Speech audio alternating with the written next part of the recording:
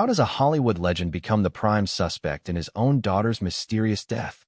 It sounds like something straight out of a psychological thriller, doesn't it?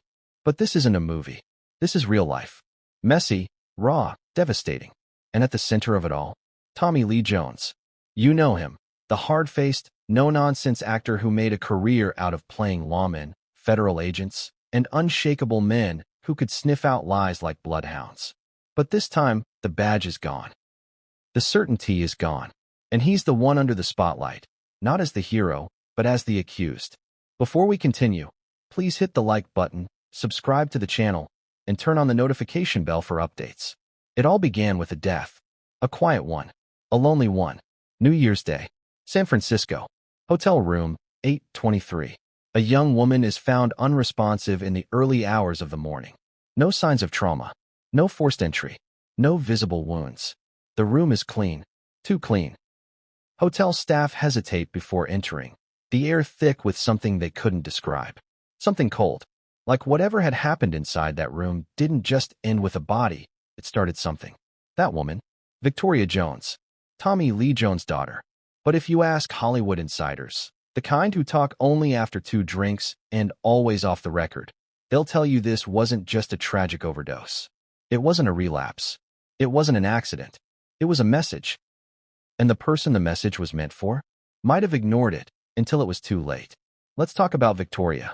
Born into privilege, raised in shadows, the daughter of one of the most feared and respected men in Hollywood, Victoria never wanted the spotlight. But somehow, it always found her. Paparazzi shots from rehab, blurry TMZ clips after scuffles with police, whispered rumors of failed interventions. To the outside world, she was a troubled celebrity kid. Just another headline. But those who knew her saw something else. Smart, sharp, paranoid, yes, but with reason. She believed people were watching her, that she was being followed, that someone, or some people, wanted her silenced. And then she was. But here's where it gets darker. The autopsy didn't show the usual cocktail of narcotics, opioids, or fentanyl. In fact, most of her system was clean. Except for one thing. A rare sedative, not typically available to the public. Not even common in private psychiatric circles. It wasn't something a person could just pick up at CVS. But it was something found in Tommy Lee Jones' private prescription cabinet. Let that sink in. The same medication that killed his daughter was traced back to a locked drawer in his home. Prescribed under a shadowy medical entity. Hidden behind corporate shelves. And confirmed by pharmacy handwriting analysis. This wasn't just coincidence. This was a trail. So the question now isn't just, what happened to Victoria Jones? It's, what did her father know, and when did he know it? Let's rewind. The days leading up to Victoria's death weren't ordinary. According to her best friend, she was anxious, pacing, refusing to eat. She kept saying things like, "They're getting closer. My dad's going to do something. If anything happens to me, it wasn't an accident." Most people brushed it off. Victoria had cried wolf before. But what if she wasn't crying wolf this time? What if the real wolf was waiting inside the house? Her house. Her bloodline. Her father. Now here's the part the tabloids missed. 2 days before she was found dead, Victoria sent an encrypted email to an anonymous journalist at a niche investigative blog. Subject line, "Do not ignore this." The body of the message? Just 3 things. A GPS location, the hotel she died in. The phrase, "Search the script." And a chilling warning. It's all in the cabinet. That email was flagged, ignored, marked as spam. It was only opened after her body was discovered. And by then, the damage had already been done. So what's the script? No one knows for sure. Some believe it was a real screenplay, a thinly veiled confession. Others think it was code for something else entirely. Her father's real-life script. The one he followed. The one he forced others to play roles in. But more on that later. For now, here's what we do know. After the autopsy came out, something shifted. People in Hollywood went quiet. A-list stars canceled interviews. Publicists refused to comment. And Tommy Lee Jones? He vanished. Not publicly, not with a bang, but quietly. His house locked. His staff unreachable. His phone dead. Until 1 week later, when the FBI arrived at his ranch. That's when the whispers became shouts. The conspiracy became unavoidable. And the legend himself, a man who played U.S. Marshals and sheriffs, was placed in handcuffs, in his robe, in the early morning, and charged. But that's just the beginning. Because when authorities searched his property, they didn't just find one bottle of rare sedatives. They found 17, labeled with different names, stored in a hidden safe beneath a fake floor panel in his private study. Some were unopened, some half-empty, some labeled with initials no one recognized. But one bottle stood out. It had Victoria's nickname written on the cap, VJ. Night Blend. That wasn't just disturbing. That was intimate. That wasn't murder by chance. That was personal. Now let's talk motive. Why would a father harm his own daughter? Some say it was accidental, a misjudged prescription, an attempt to calm her spiraling mind. But others? They're not buying it. Victoria had been threatening to go public with family secrets. She'd been compiling emails, screenshots, journals. She was writing a memoir. Insiders said, a tell-all. And Tommy? He had everything to lose. Legacy, image, control.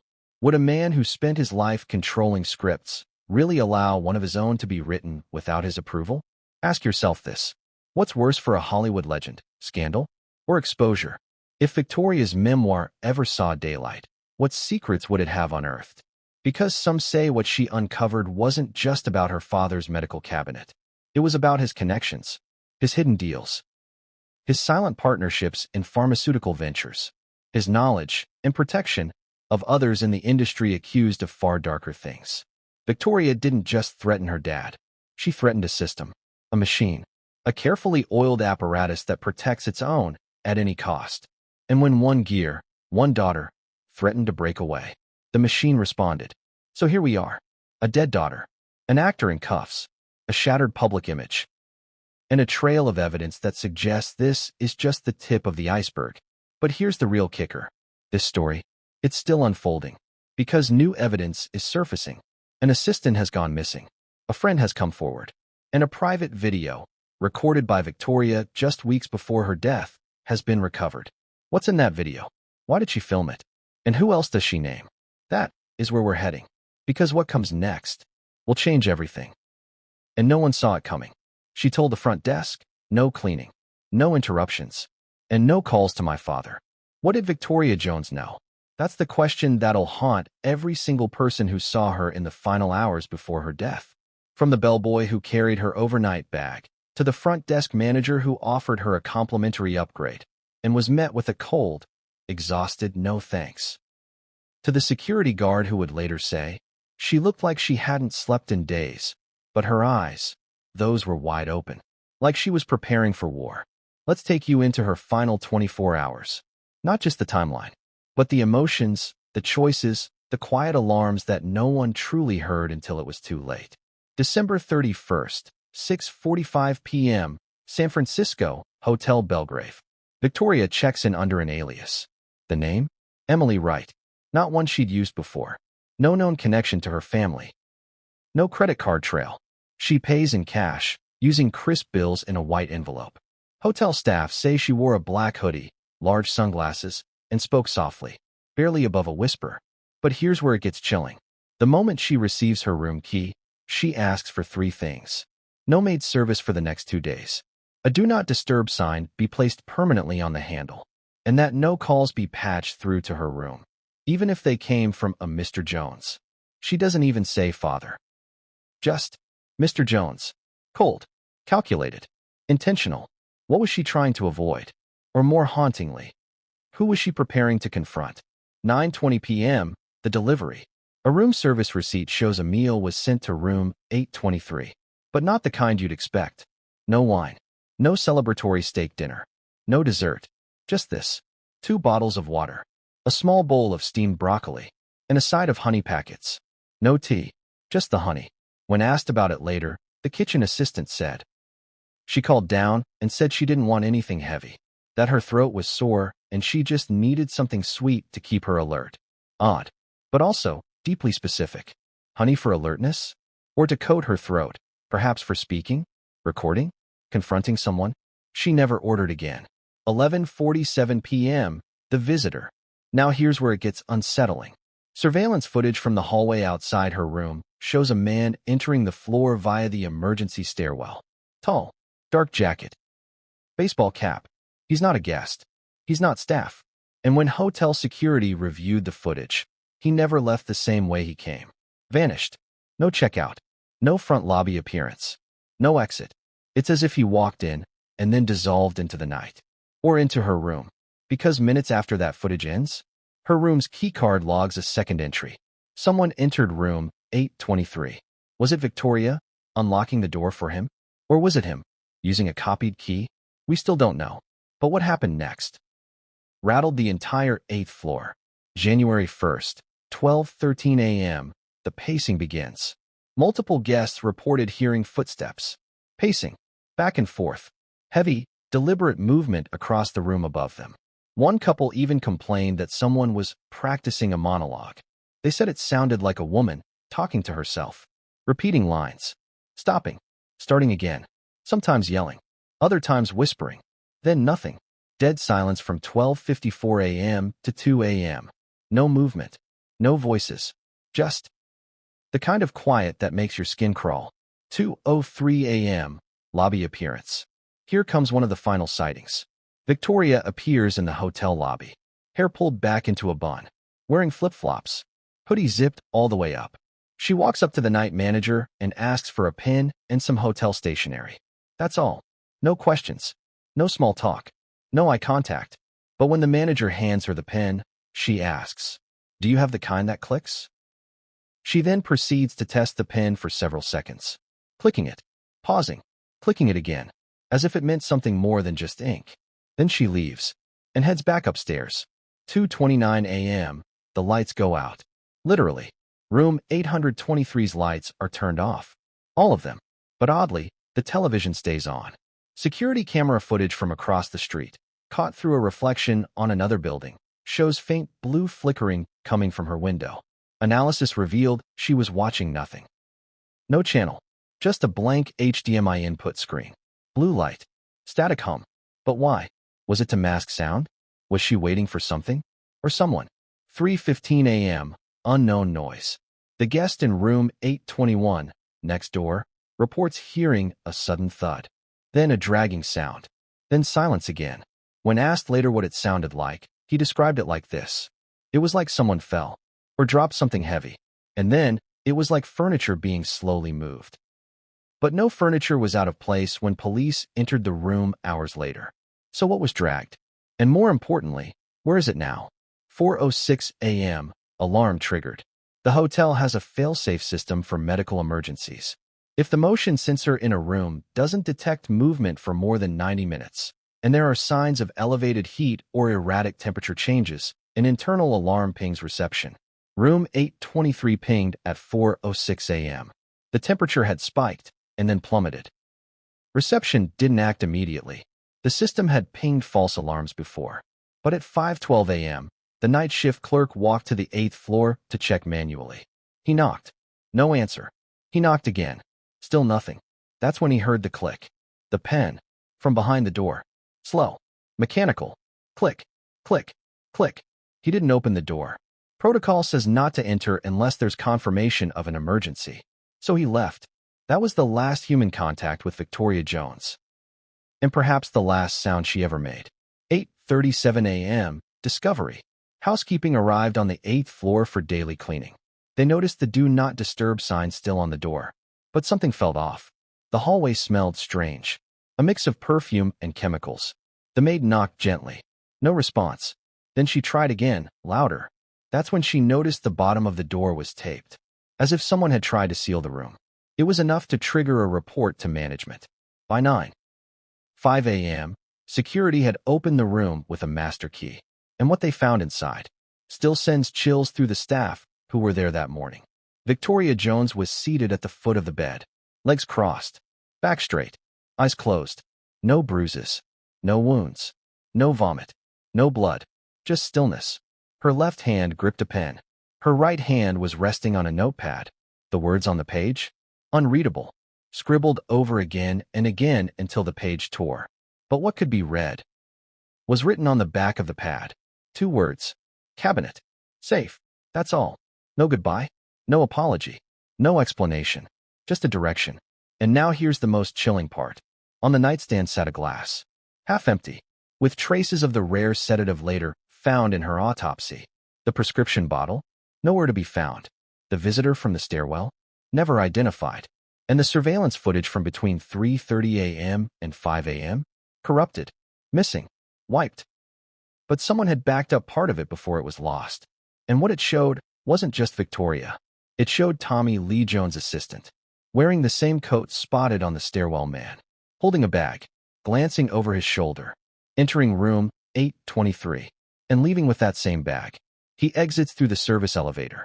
Timestamp: 4:03 a.m., 3 minutes before the temperature spike, 3 minutes before Victoria may have died, 3 minutes before that alarm was triggered. So what was in the bag? And why was Tommy Lee Jones' assistant even in San Francisco? According to Jones' legal team, the assistant was home in Texas that week. But security footage, and now a subpoenaed flight record, tell a different story.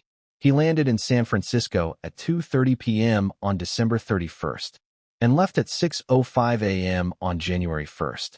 A hit and run? Or a cleanup? Either way, Victoria Jones didn't die alone. And the person who was there wasn't just a stranger. He worked directly for her father. But what was he doing there? And more importantly, what did he take from that room? Because when investigators searched his apartment just days later, they found something in his trash. And what they found would blow the entire case wide open. What kind of medicine doesn't exist on any pharmacy shelf, but still ends up in a woman's bloodstream? That single question stopped the investigation cold. Because when toxicologists finished reviewing Victoria Jones' autopsy, they didn't just flag a substance. They flagged an impossibility. Not heroin, not fentanyl, not oxycodone, not even a cocktail of benzos and alcohol. What they found didn't match any standard overdose profile. Instead, buried deep in the report, was a chemical signature so unusual that 3 separate labs were asked to verify it. Each came back with the same conclusion. This sedative was real, powerful, and rare. And almost no one outside a very specific circle should have access to it. So how did it end up in Victoria Jones' body? That's where the cabinet comes in. Let's rewind to the moment investigators first heard the word. Cabinet. Not medicine chest. Not drawer. Not safe. Cabinet. That word immediately narrowed the field. Because in high-profile estates, especially those owned by powerful figures, a cabinet doesn't mean IKEA shelving. It means something else entirely. It means controlled access. It means logs. It means records someone thought would never be scrutinized. And at Tommy Lee Jones' ranch, the cabinet was legendary. The ranch. Hidden behind acres of land and guarded by privacy agreements tighter than NDAs on a Marvel movie, Tommy Lee Jones' ranch wasn't just a home. It was a fortress, a place where staff rotated constantly, where assistants signed layered confidentiality contracts, where even longtime friends were escorted room to room. And somewhere inside that house, behind a paneled wall in his private study, was the cabinet, not listed on any blueprint, not mentioned in insurance filings, not acknowledged by staff unless specifically asked. But once investigators knew what to look for, it didn't take long to find it. The discovery.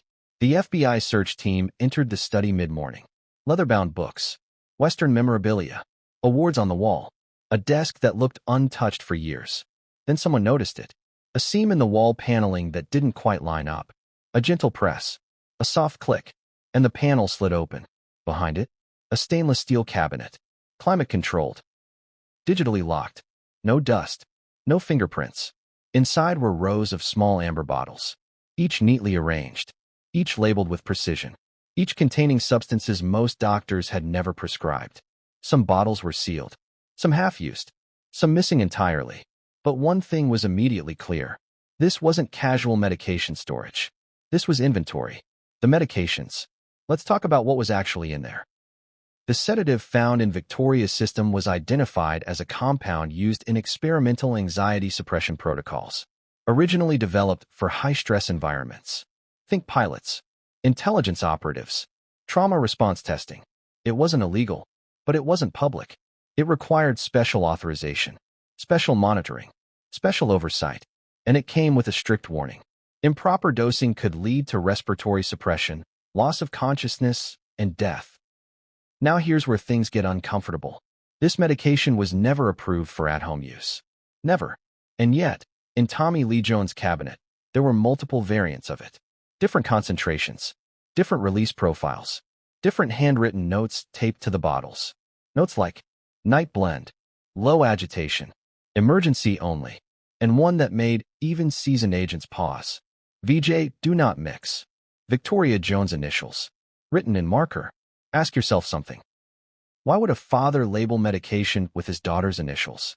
Was it concern, control, or preparation? The prescription trail. Here's where investigators expected the story to fall apart. Surely there would be a paper trail. A doctor, a clinic, a study. There was. Sort of. The prescriptions were written under a corporate medical entity that didn't technically exist anymore. A shell organization that had been dissolved years earlier. But the prescribing physician? That name still mattered. Except it didn't. Because the doctor's license number matched someone who had died 3 years ago. And the signature? Handwriting analysis concluded it wasn't the doctor's at all. It matched someone else. Someone very close to Tommy Lee Jones. His personal assistant. The same assistant seen on hotel footage. The same assistant who fled the country hours after Victoria's death. The same assistant whose apartment trash would later reveal burned labels from medication bottles. Coincidence? Or cleanup? Contradictions everywhere. Here's the thing that makes this story impossible to ignore.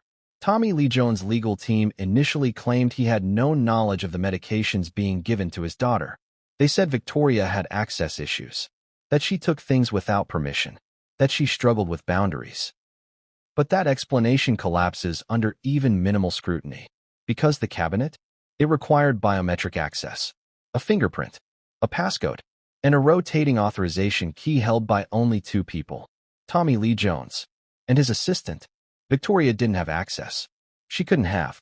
So if she took those pills, someone gave them to her. And now comes the most disturbing part. According to timestamps on the cabinet's digital log, it was accessed the night Victoria died. Not earlier that week. Not days before. That night. At 10:58 p.m. 3 hours before the unidentified visitor entered her hotel floor. 3 hours before the pacing. 3 hours before the silence. The cabinet was opened. 1 bottle removed. And never returned. Who was it for? Investigators asked the obvious question. Was the medication meant for Tommy? Stress management. Anxiety. Sleep? But toxicology tests done during his arrest showed no trace of it in his system. 0. Not even residue. So if not him, then who? Victoria. Which leads to the most uncomfortable contradiction of all. If this medication was meant to calm, stabilize, and sedate, why did everyone who saw Victoria that night say she looked alert, focused, almost wired? Why was she pacing instead of collapsing? Why was she writing? Why was she recording videos? Why was she fighting something instead of succumbing to it? The answer, according to experts brought in by prosecutors, is chilling. This medication doesn't always sedate. In some people, at certain dosages, it does the opposite. It heightens awareness, amplifies fear, creates paranoia, and then, suddenly, shuts the body down. A delayed response. A ticking clock. The pattern. Once investigators understood that, everything else snapped into place. Victoria hadn't taken the medication to sleep. She had taken it earlier. And what happened in those final hours? That was the window. The window before shutdown. The window where she knew something was wrong. Where she realized she'd been dosed. Where she tried to document everything she could before it was too late. The pacing. The writing. The honey. The refusal of alcohol. The strange clarity in her eyes. She wasn't spiraling. She was racing the clock. And now, the question no one wants to ask. Why was this medication in Tommy Lee Jones' cabinet at all? Why did he need experimental sedatives? Why were they labeled? Why were there notes? Why were there variants? Why was his assistant acting as a shadow prescriber? And why? Why was Victoria Jones marked? Because buried at the back of the cabinet, behind the labeled bottles, investigators found something else. A folder. Not digital. Paper. Inside were notes, schedules, dosage charts, and 1 line written in block letters. VJ volatile. Monitor closely. Monitor. Not treat. Not help. Monitor. That word would become central to the prosecution's argument. Because it suggested Victoria wasn't just a daughter in trouble. She was a liability. And just when investigators thought they'd seen it all, they turned the cabinet shelf over. And taped underneath it was a list. 15 names. Some crossed out, some circled, and one circled 3 times. Victoria Jones. But the list didn't stop there. Because the names weren't random. They all connected back to one thing. Tommy Lee Jones. His films. His companies. His assistants. His doctors. And one name on that list would send shockwaves through Hollywood. Because that person wasn't dead. Not yet. But what came next would change everything, and no one saw it coming. She wasn't the kind of girl you'd expect to collapse in a hotel room. Because she'd already survived hell. Before she was a name in headlines. Before her death became a cautionary tale. Before the autopsy and the arrest and the whispers about the cabinet. Victoria Jones was just a girl trying to outrun a storm she didn't create. The daughter of a Hollywood icon, but never the darling of the press. Rarely photographed, barely acknowledged, publicly erased, until it became inconvenient to ignore her. They called her troubled. They called her unstable. But what if those labels weren't symptoms of a disorder? What if they were symptoms of something else? Something orchestrated. Let's start with her childhood. Born in 1991, Victoria was the product of Tommy Lee Jones' second marriage, a union the media mostly ignored because Jones himself refused to acknowledge much of anything. He kept his personal life off limits. Interviews were clinical, controlled.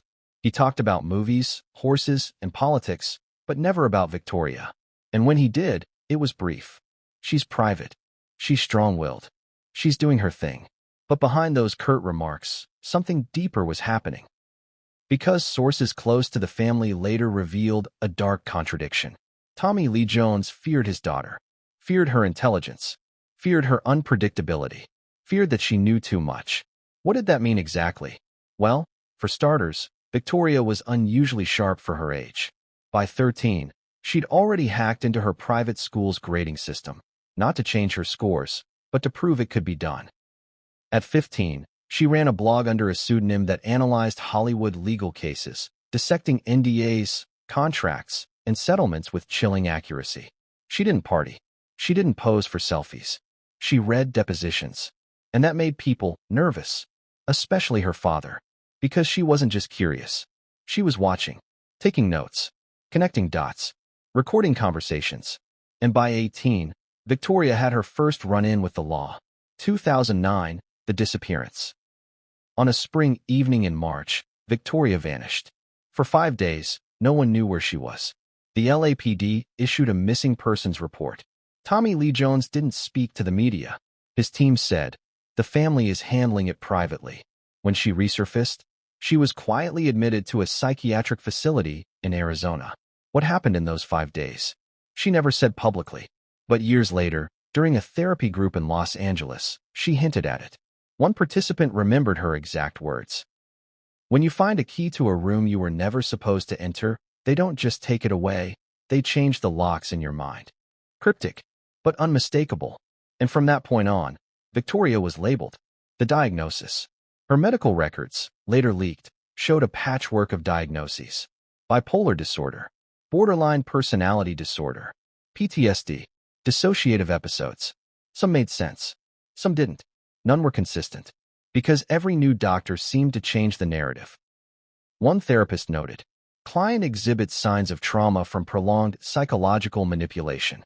Another, "Client may be experiencing delusions involving familial surveillance." But were they delusions?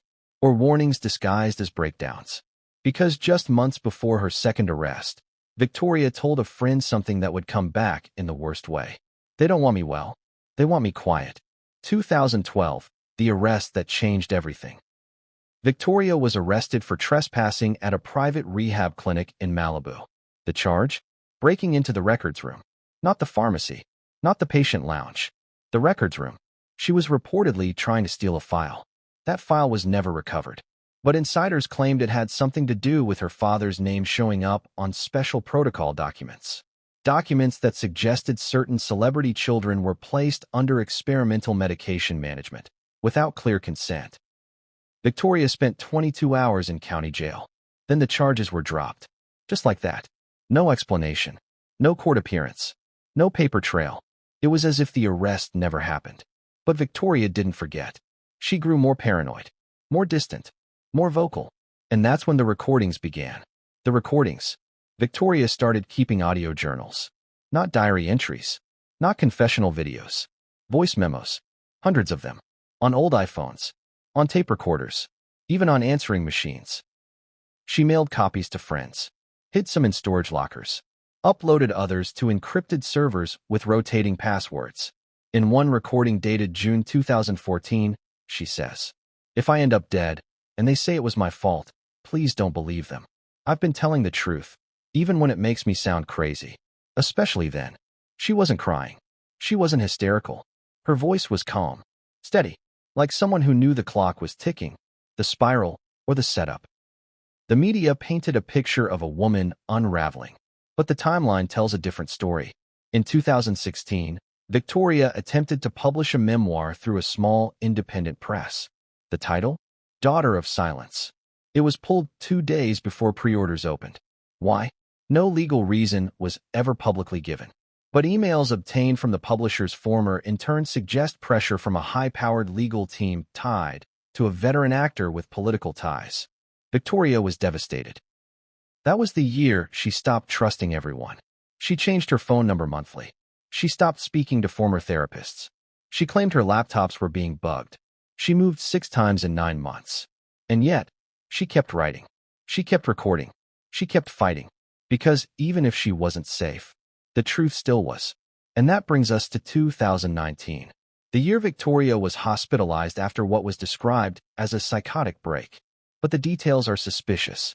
She had called 911. Not anyone else, and told the operator, "They gave me something. My heart is racing. I don't remember taking anything. Please help me." She was found on the floor of her apartment. No alcohol in her system. No recreational drugs. But once again, traces of an experimental sedative. The same one later found in her autopsy. At the time, no one thought to trace it. She was just another relapse. Another meltdown. Another sad chapter. But now we know better. Now we know it was patterned. Targeted. And maybe engineered. The letter to herself. Inside one of her old journals, Victoria had taped a letter. Addressed. "To me, when I forget who I am." It reads, "They'll try to rewrite you. They'll say you were fragile. That you broke. That you begged for help and couldn't be saved. But you didn't ask for sedation. You didn't ask for erasure. You asked to be heard. And one day, even if it's after you're gone, someone will listen. That someone, she hoped, would be the public." But in the end, it became the prosecution. Because all those journals, all those memos, they formed the backbone of the case against Tommy Lee Jones. And while the legal team scrambled to call her unstable, irrational, disturbed, her words cut through the noise with surgical precision. Because the voice on those recordings wasn't confused. It was clear, unshakable, determined. And then came the final entry. On December 30th, 2 days before her death, Victoria recorded one last voice memo. It wasn't long, only 32 seconds. But every second matters. She said, "If this is it, I'm okay. I just want the truth to land somewhere safe. If you're hearing this, I probably didn't make it. But maybe, just maybe, now they'll finally have to answer for it." There was a pause. Then, very faintly, she whispered, "Check the cabinet." Victoria Jones was never crazy.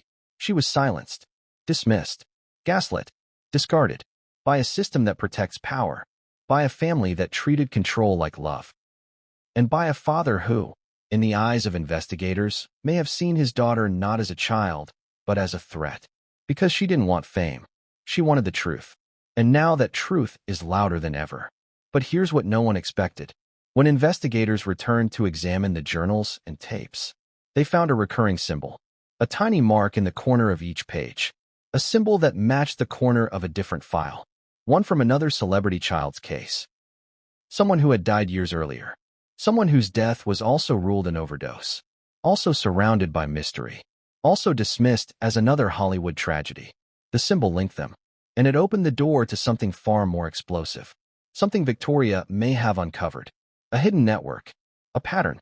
A system of silence. And the next person on her list was someone you've definitely heard of. She looked straight into the camera and said, "If I vanish, check my dad's study." That's how it began. No tears. No panic. Just clarity. A woman looking dead into the lens. Like she knew her time was limited. Like she wasn't just speaking to a camera, but leaving behind a blueprint for whoever found her. The lost tape wasn't just a diary. It was evidence. It was a confession. And more than that, it was a warning. Because Victoria Jones didn't just predict her death. She documented the playbook. And when that tape was finally recovered, everything we thought we knew about her death unraveled. Fast. Where was the tape found? Not in her hotel room. Not on her phone. Not in a locker or safety deposit box. But in an old teddy bear. Yes, a teddy bear. One she'd kept since childhood. Faded pink fur. Button eyes. Stitched smile. The bear had been sitting untouched on a shelf in her old apartment. The one she hadn't lived in for 2 years. After her death, her friend Madison was granted access by Victoria's attorney, per instructions in her will. Inside the apartment, Madison says, the energy felt stuck. Curtains still drawn. Books unopened. Unwashed clothes. Everything preserved, as if time had just paused. But the moment Madison picked up the bear, she felt something shift. It was heavier than it should have been. She turned it over, noticed the seam along its spine was poorly sewn. She snipped it open. Inside, a flash drive. Wrapped in tissue, labeled with a date, November 2nd, 25, and the words, "Play if I disappear." The contents of the tape. What the drive contained wasn't just one video. It was a collection. 6 short clips. Total runtime, 42 minutes. Each one dated and tagged. Victoria had recorded them over a span of 5 weeks. But it was the first video that hit like a gut punch. She sits in a chair. No makeup. Dim lighting. Wearing an oversized hoodie that says, "Not your darling." Behind her is a whiteboard with 2 words. Control. Evidence. She clicks her tongue. Breathes in. Then begins. This isn't a suicide note. Let me say that clearly. If I end up gone, I need you to understand, it wasn't a choice. It was a plan. But not my plan. Boom. Just like that, she draws the line. Then she continues. I've been watched. Tracked. Gaslit. You probably think I'm paranoid, and maybe I am. But that doesn't mean I'm wrong. What followed in those clips would shake even the most seasoned investigators. Clip 2. The study. Victoria walks into her father's private study. She's filming on her phone, hidden behind a book. Her breathing is shaky. You can hear the creak of floorboards beneath her feet. She narrates and whispers. He keeps everything in here. The cabinet's not just medicine. It's a system. There are files, charts, even payment logs. Some with initials, others with photos. One had my face. That's when I knew. This isn't about help. This is control. The video cuts briefly. Then we see a drawer. She opens it and pulls out a small leather-bound book. This isn't mine. It's his. A list of dates, names, dosages. It tracks my moods like I'm a science experiment. It starts when I was 14. Let that sink in. She wasn't just being medicated. She was being monitored, tracked, logged, not for healing, but for compliance. Clip 3. The pill. In this video, Victoria holds up a small, green capsule. She says, he called it the night blend. Said it would help me sleep. I stopped taking it months ago, but someone refilled it. Look, still warm from the bottle. She places the pill under a heat lamp, then pulls out a drug test kit, the kind not sold to the public. She drops the capsule into the solution. The fluid turns black. You see that? This isn't melatonin. This is something else. Something I'm not supposed to have. She laughs. Not a joyful laugh. A resigned one. I've been taking something that might not even be legal. Clip 4. The breakdown. Here, Victoria is different. Unraveled. Tired. Eyes red. She looks directly at the camera. It's not just about me anymore. I think there are others. Other kids. Same meds. Same patterns. One of them died last year. They said it was an OD. But I found the autopsy report. She holds up a printout. Blurred, but partially readable. She highlights a section. Chemical compound consistent with long-term exposure to non-standard sedative blends. Victoria's voice cracks. This is a system. It's real. And no one's stopping it. Clip 5. The assistant. She zooms in on a photo. Blurry, low-res. It shows her father's assistant speaking to a man in a lab coat. This guy's not a pharmacist. He's a chemist. Works in private research. I followed them. They met twice. I think he's the one making the pills. Off books. No paper trail. Then she shows a diagram. A literal map of how the drugs move from lab to cabinet. Code names. Drop locations. Payment apps. I wish I was making this up. Clip 6, the goodbye. This is the final video. Victoria is seated in front of the same whiteboard. Behind her, now a new word. Redemption. She looks calm. Too calm. If I'm gone, please tell my story. Tell it loud. Tell it in court. In podcasts. On YouTube. Scream it into the void if you have to. Just don't let them erase me. Then she holds up a flash drive. This one goes to the press. She smiles. He always told me not to embarrass him. But Dad, it's a little late for that. Fade to black. End of tape. The fallout. When this tape surfaced, the entire case detonated. Because suddenly, the narrative shifted. Victoria wasn't just a troubled girl. She was a whistleblower, a digital witness, a daughter with receipts. And what she left behind was admissible evidence. The cabinet logs, the assistant's movements, the compound testing, the dosages, and most damning of all, her father's role in all of it. Tommy Lee Jones' reaction? Silence. His legal team immediately filed for an injunction to block the video from being released publicly. They cited emotional distress, unauthorized footage, and manipulated content. But the courts denied the motion because the metadata proved Victoria had created the videos herself, in her own home, on her own devices, with timestamps that matched her final days. She had prepared everything, and now the world was watching. The assistant vanishes. Just days after the tape aired, the assistant, already a person of interest, disappeared. Private investigators tracked his last known location to Buenos Aires. But then, nothing. Bank accounts closed. Phones disconnected. Social media wiped. The working theory? He fled with help. Possibly from someone inside the system Victoria had tried to expose. Possibly from Jones himself. But why run? Unless you knew what was coming? And here's where it gets even creepier. After the tapes went public, dozens of anonymous messages were sent to a tip line established by Victoria's friend Madison. Most were junk, but one contained a name. A name Victoria had written down repeatedly in her journals. A name that appeared on the hidden list inside the cabinet. A name that belonged to another celebrity child. Still alive, still struggling, still silent, but not for long. Because when Madison reached out, what she heard confirmed everything. There was a pattern, there was a pipeline, and there was a network. Victoria had started the fire. Now others were ready to add fuel. But just as momentum built, something horrifying happened. One of the cloud servers that stored Victoria's voice memos was hacked. Files deleted. Backups destroyed. Metadata scrambled. Authorities traced the intrusion to a secure server tied to a private intelligence firm. The same firm once used by Tommy Lee Jones. Was it damage control? Or revenge?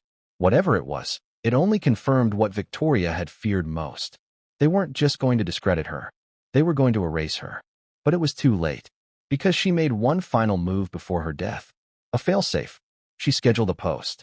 A private video, set to go live 2 weeks after New Year's, unless manually canceled. She never canceled it. And that video would break the case wide open.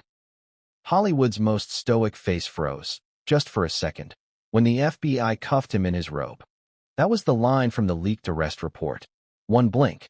One crack in the mask. Then nothing. Tommy Lee Jones didn't yell. He didn't resist. He didn't even ask why they were there. Because deep down he already knew. It happened just before sunrise. January 7th. 6 days after Victoria's death. 1 day after her scheduled posthumous video went live and broke the internet. Location. His San Antonio ranch. A place long known for its privacy, not drama. Agents had arrived silently. No lights. No sirens. Just boots crunching gravel and gloves tapping code into the security panel they'd subpoenaed access to. Inside, the house was eerily calm. No staff. No assistant. No movement. Except for the man in the hallway. Standing barefoot. Draped in a dark gray robe. Holding a mug of black coffee. Tommy Lee Jones. And the moment he saw the agents, he simply turned and said, "You'll want to start in the study." That sentence alone said more than any press release could. He wasn't shocked. He was ready. But why the delay? Why wait 6 days? Why give him time to destroy evidence, flee, law up? Because this wasn't just about Victoria's death. It was about everything else the tapes exposed. The cabinet, the black book, the assistant, the money trail, the unauthorized compounds. The FBI wanted airtight charges. They weren't arresting a grieving father. They were arresting the head of a covert pharmaceutical operation, masked as fatherly concern. A man who had allegedly funneled restricted substances through private pipelines. A man who, if the documents were real, had managed to build a network capable of surveillance, sedation, and psychological profiling. Not on strangers, but on his own daughter. The charges. When the warrant was executed, 3 core charges were immediately filed. Unlawful possession and distribution of controlled experimental substances. Obstruction of justice in an active death investigation. Tampering with medical evidence. But more were pending. Because agents weren't just after Jones. They were after everyone connected to the cabinet. The scientists. The assistant. The shipping companies. The clinic that allegedly supplied altered medications without documentation. And above all, the funding trail. That's what made this more than a family tragedy. This was organized. The study raid. Let's walk through what they found. The first sweep uncovered the known cabinet, but the second sweep revealed a second compartment, hidden behind the first. Inside, a stack of unregistered prescriptions written under aliases. Several thumb drives encrypted with military-grade software. Photos, yes, actual printed photos, of Victoria over the years, some appearing to be surveillance style. A journal, believed to be Tommy's. Handwritten notes with entries like, "Doses lowered, still volatile." Spoke of memoir again. Reinforced need for silence. M reacted poorly, risk increases. M was likely Madison, Victoria's best friend, and now the public face of the push for justice. Even more disturbing? One photo had the words "Final Phase" written on the back. And the date on it? December 30th. Just 2 days before Victoria's death. The interrogation. Tommy Lee Jones was taken into federal custody. And though he declined to speak at first, his silence broke the moment he was shown Victoria's last tape. According to an agent inside the room, he stared at the paused frame. Victoria's face frozen mid-sentence, and whispered. She always knew how to twist a story. That was the moment they knew. He wasn't in denial. He wasn't mourning. He wasn't confused. He was angry. Angry that the daughter he thought he had silenced had spoken louder than ever. He lawyered up immediately after that. Refused further questions. But the damage was done. That sentence alone would later be used in court as an admission of consciousness of guilt. Public reaction. The internet did what the internet does. It exploded. #Justice for Victoria trended globally. Clips of her tape were cut into short viral edits. Celebrities issued vague statements. Former co-stars of Jones fell silent. Streaming platforms quietly removed certain films. But behind the scenes, something more sinister was happening. Reporters were receiving cease and desist letters. Whistleblower sources were being doxxed. Madison, the keeper of Victoria's legacy, was receiving death threats. This wasn't just backlash. This was pushback. Someone, somewhere, still wanted this story buried. A chilling discovery. Just days after the arrest, a forensic team combing through Jones' digital devices uncovered an email thread between his assistant, still missing, and a private security firm. Subject line: Insurance policy. Attached was a list of journalists, activists, legal contacts, even Victoria herself. Each had notes beside their name. Compromised, neutralized, watching, escalating.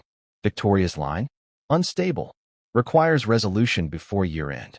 And next to it, circled 3 times, was a date.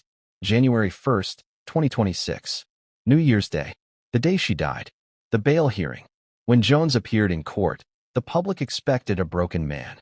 Instead, they saw the same stoic mask he always wore on screen. No tears. No apologies. His legal team argued. No direct evidence he administered any drugs. No proof he orchestrated her death. He was a loving father trying to help a troubled daughter. But prosecutors fired back with evidence. His cabinet. His handwritten logs. The assistant's movements. Victoria's tapes. The journal. The altered prescriptions. And the eerie calendar in his study with a red X marked through January 1st. They painted a picture of a man obsessed with control. A man who believed his daughter's instability was a threat to his empire. And when persuasion failed, he escalated. The decision? Bail denied. Deemed a flight risk. Deemed a danger to witnesses. Deemed too powerful to be left unchecked.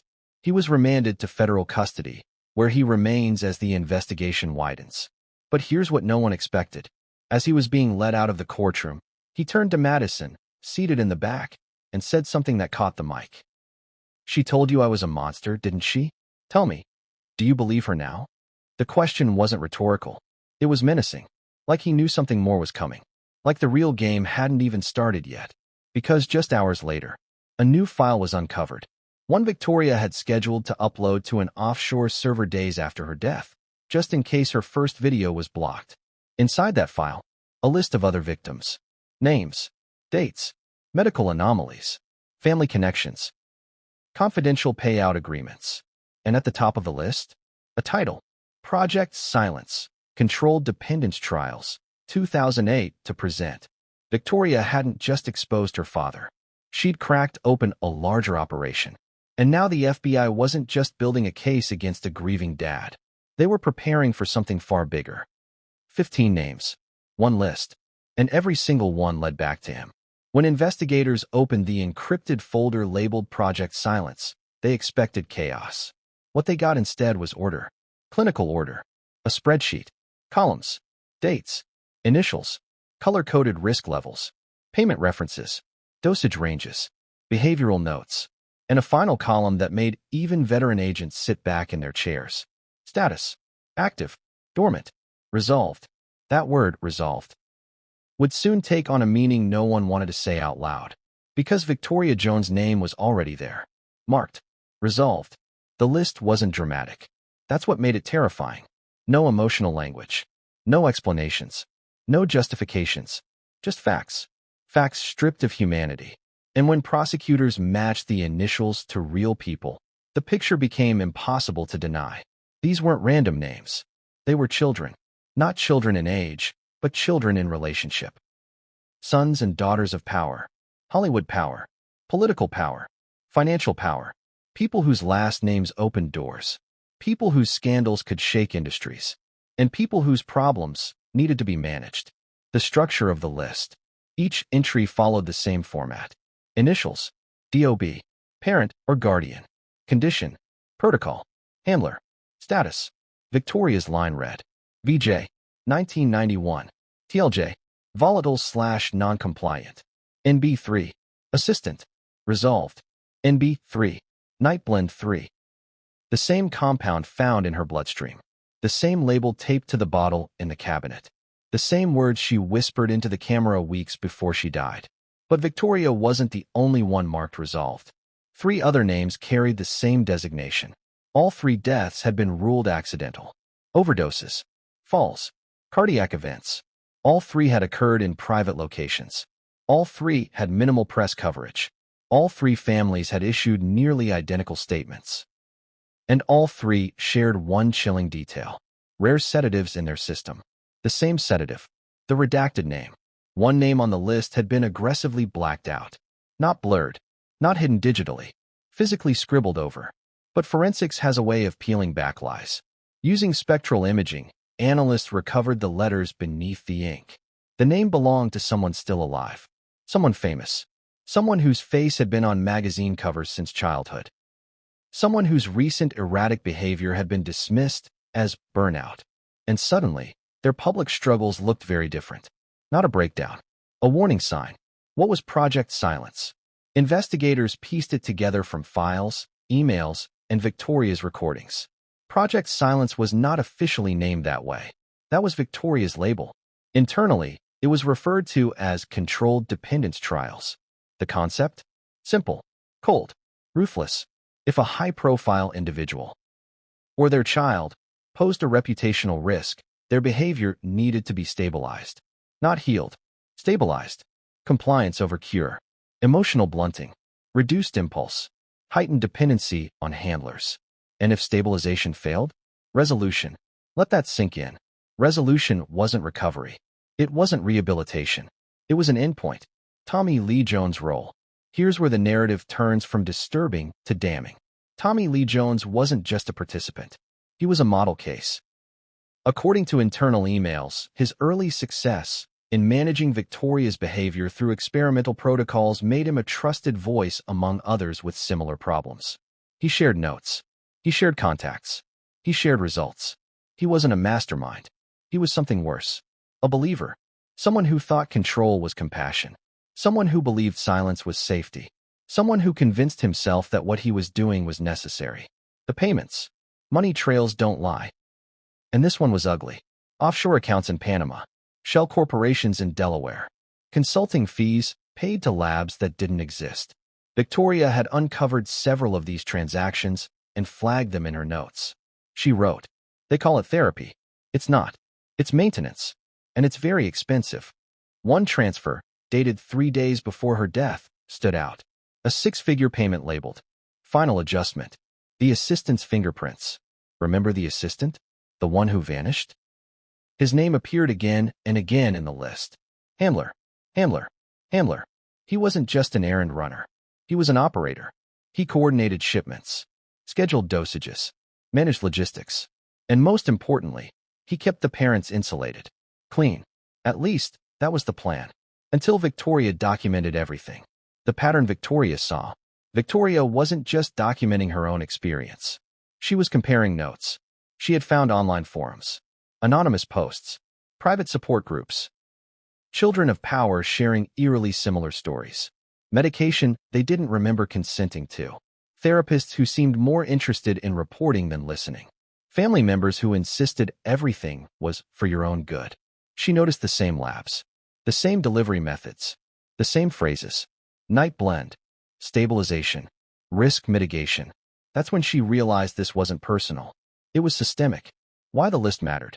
The list turned suspicion into conspiracy. It turned tragedy into pattern. It turned Tommy Lee Jones from a grieving father into a node in a network. And once prosecutors saw the scope, this was no longer a single arrest. This was a federal task force. Subpoenas flew. Phones rang off the hook. Old cases were reopened. And families who thought they'd buried the past found it clawing its way back into the light. Hollywood reacts, quietly. No one held a press conference. No one made speeches. But things changed. Suddenly, long-dormant NDAs were challenged. Former assistants came forward. A chemist in Nevada requested immunity. And one mother, the parent of a child listed as dormant, contacted investigators with a single sentence. "I thought they were helping.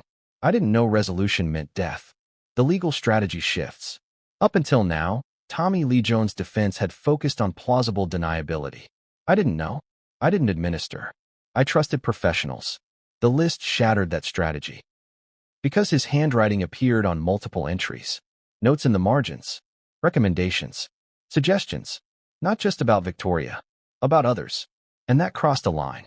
A chilling audio clip. Buried in Victoria's files was an audio memo she never released publicly, likely because she feared it would accelerate what she already sensed was coming. In the clip, her father's voice is unmistakable. He says, "You don't understand. If you go public, you won't just hurt me. You'll destabilize people who need this system. This is bigger than you." She replies, softly, "So am I disposable?" There's a pause. Then he says, "Don't be dramatic." That line would later be played in court, and it would silence the room. The media finally catches up. Once details of the list leaked, mainstream outlets could no longer ignore the story. But they tread carefully. Headlines used words like alleged and reported. Segments were brief. Context was missing. Why? Because many outlets had their own connections to the names on that list, their own reasons to be careful, their own fears. And then, the list grows. Just when investigators thought they'd identified all 15 names, a new file appeared. Same format, same structure, but older, dated back to 2006. With more names, more resolved statuses, more deaths that suddenly didn't look accidental. Victoria hadn't found everything. She'd only scratched the surface. The unanswered question. Why did Victoria die when she did? Why not earlier? Why not silence her sooner? The answer, investigators believe, lies in one final detail. Victoria was planning to testify, not to the media, to a grand jury. She had been in contact with a federal prosecutor under a pseudonym. She had agreed to provide documentation. She had scheduled the meeting, January 3rd, 2 days after her death. And now, the most haunting detail of all. On the back of the list, written faintly in pencil, was a phrase, not an instruction, not a note, a reminder. Silence works until it doesn't. Victoria had written that, and now it echoed through every interview room, courtroom, and newsroom involved in the case. Because the silence was broken, and the people who depended on it were starting to panic. But the biggest shock was yet to come. Because among the dormant names on the expanded list, one status changed. Within days of Tommy Lee Jones' arrest, from dormant to active, which meant one thing: someone else was now at risk, and the race to stop the next resolution had begun. He vanished like a ghost, right before everything exploded. While the world focused on Tommy Lee Jones being led away in handcuffs, one man quietly disappeared. No headlines, no airport photos, no press releases, just gone. That man, Tommy's longtime personal assistant, the handler, the fixer, the shadow behind the curtain of Project Silence. The one person Victoria feared almost as much as her father, because he didn't just know where the bodies were buried. He may have buried some of them himself. Who was he, really? Publicly? A non-entity, never named in interviews, never seen at red carpet events, never listed in credits. But if you looked close enough, you'd spot him. In the background, on sets, at airport gates, near Victoria's rehab clinics, outside her apartment, a ghost with a clipboard, a whisper with access. His name wasn't on the company payroll, but it was on the cabinet access log. He was one of only 2 people with full biometric clearance. The other? Tommy Lee Jones. The timeline of disappearance. Victoria was found dead on January 1st. By January 2nd, the assistant had already left the country. Commercial flight, business class, direct to Buenos Aires. He used a real passport, but not his real name. Investigators later learned he was traveling under a secondary identity registered